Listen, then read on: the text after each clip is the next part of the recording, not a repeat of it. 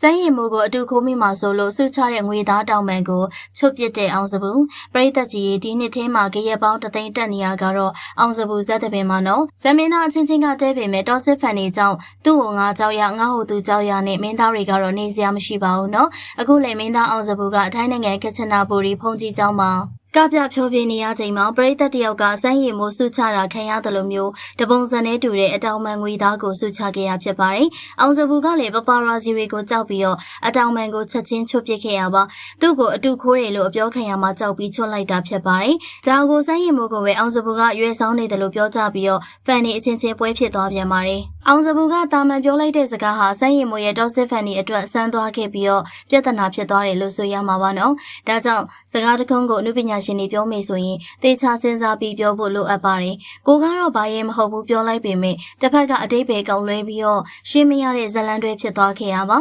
ါဒီတော့ပရိသတ်ကြီးရဲ့ဘသူတွေဘလို့ပဲစုချခံရပါစေဘလောက်ပဲဖန်ဆွဲကြီးနေပါစေလူကလူချင်းမဲမလို့ပုတ်ကိုရေးတွေမပါဘဲနဲ့အေးချမ်းစွာနဲ့ဘဝကိုဖျက်ဆီးနိုင်ကြပါစေနော်မှတ်ချက်လေးကိုလည်းပြပြခဲ့ပါအောင်ရှင်ခုနလအကြာမှာကိုရင်မဝဲချင်ပဲထွက်ပြေးသွားတဲ့ညီလေးကိုပြန်ရှာတွေ့ခဲ့တဲ့ဦးစင်လေ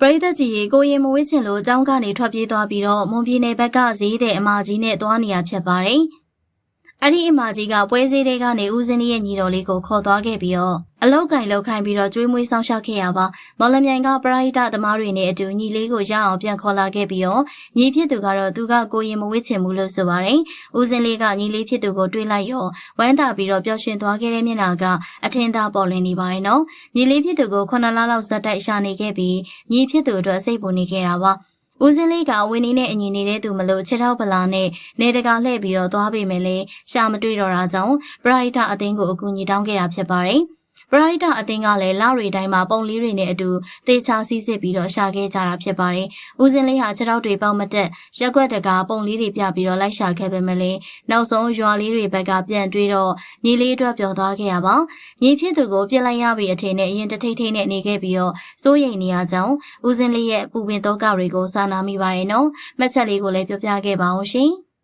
မေတ္တာဆွေကိုတွေးကျင်လို့အရောက်သွားပေမဲ့လမ်းမှာဆိုင်ကယ်နဲ့ကအတိုက်ခံလိုက်ရတဲ့ကောင်မလေးပရိသတ်ကြီးရဲ့ဒီကောင်မလေးကတော့အဆိုတော်မေတ္တာဆွေကိုတွေးကျင်လို့မြို့ထဲကိုသွားခဲ့ပေမဲ့လည်းလမ်းခုလက်မှာဆိုင်ကယ်နဲ့ကတိုက်ခံခဲ့ရတာပါသူမကမေတ္တာဆွေကိုအရန်ကြိုက်တဲ့သူပါမေတ္တာဆွေဆိုသမျှတခြင်းတွေအားလုံးကိုကြိုက်ခဲ့ပြီးတော့မြို့မမှာလည်းသူမကတခြင်းပြန်ဆိုခဲ့ရဖြစ်ပါတယ်ကားနဲ့ဆိုင်ကယ်အတိုက်ခံလိုက်ရပြီးတော့မေတ္တာဆွေတို့နဲ့မတွေ့လိုက်တော့မေတ္တာဆွေဟာသူမရှိတဲ့နေရာကိုဖုန်းဆက်ပြီးအားပေးစကားပြောခဲ့ဖြစ်ပါတယ်။မေတ္တာဆွေကဖုန်းထဲကနေသူမကိုနောက်ရက်ကျရင်အလုံနာတဲ့အချိန်လာတွေ့မယ်။အလုပ်တွေဇက်တိုက်လက်ခံထားပြီးတော့မလာနိုင်တာလို့ရင်ကျေးစွာနဲ့ပြောပြခဲ့ရဖြစ်ပါတယ်။တကူတကစိတ်ပူပြီးမေးတဲ့သူကလည်းမေးတွေ့ကျင်လို့သွားတဲ့သူကလည်းသွားနဲ့သူတို့နှစ်ယောက်ရဲ့မေတ္တာတရားကတော့ကြည်နူးစရာပါပဲနော်ဒီတော့ပရိသတ်ကြီးမေတ္တာဆွေကိုတွေ့ကျင်လို့အရောက်သွားရင်ခိုင်းမိခဲ့တယ်ကောင်မလေးပေါ်မှာမှတ်ချက်လေးတွေပြောပြခဲ့ပါဦးနော်မေတ္တာဆွေကလည်းကောင်မလေးကိုတေချာကြယူဆိုင်ဖို့ပြောပြီးတော့တကူတကအတူတူဆုံကြမယ်လို့အားပေးစကားပြောခဲ့ရပါစိတ်ထားကောင်းတဲ့မေတ္တာဆွေနဲ့ဒီကောင်မလေး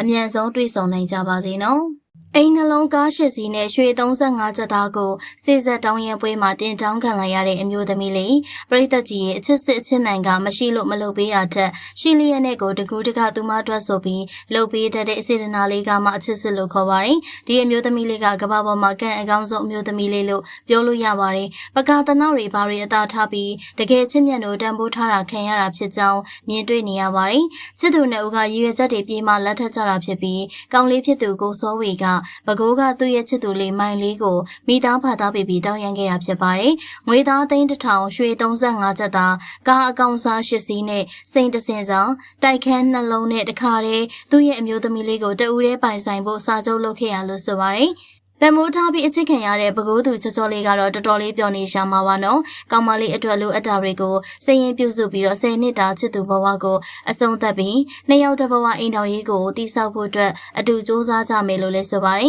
။မင်းသမီးဝင်းမုံရွှေပြောသလိုပါပဲ။အချစ်မှာချစ်နေဖို့တဲ့စေတနာပါမှလည်းရမယ်ဆိုတဲ့စကားကဒီကောင်မလေးအတွက်တော့လက်တွေ့ဖြစ်နေပါတယ်။ကောင်လေးကလည်းအရန်ချမ်းသာတဲ့သူမဟုတ်ပဲထိုင်းနိုင်ငံမှာအလုပ်သွားလုပ်ရတဲ့သူပါ။ကောင်မလေးကိုလက်ထပ်ခြင်းလို့မရမကချစ်ကုပ်စုပြီးတော့အခုလိုတန်ဖိုးထားပြီးသူ့ရဲ့ချစ်သူလေးကိုတင်တောင်းခဲ့ရဖြစ်ပါတယ်။ 23ရက်နေ့ပဲခူးမှာမင်္ဂလာဆောင်မှာမလို့တငယ်ချင်းဖြစ်သူတွေနဲ့အတိမိတ်ဆွေတွေကိုဖိတ်ကြားလိုက်တာဖြစ်ပါတယ်။ဒီတော့ပရိသတ်ကြီးကိုစောဝေနဲ့မမိုင်လေးအိုအောင်မင်းအောင်သက်ဆုံးတိုင်ပေါင်းဖက်ရပါစေနော်။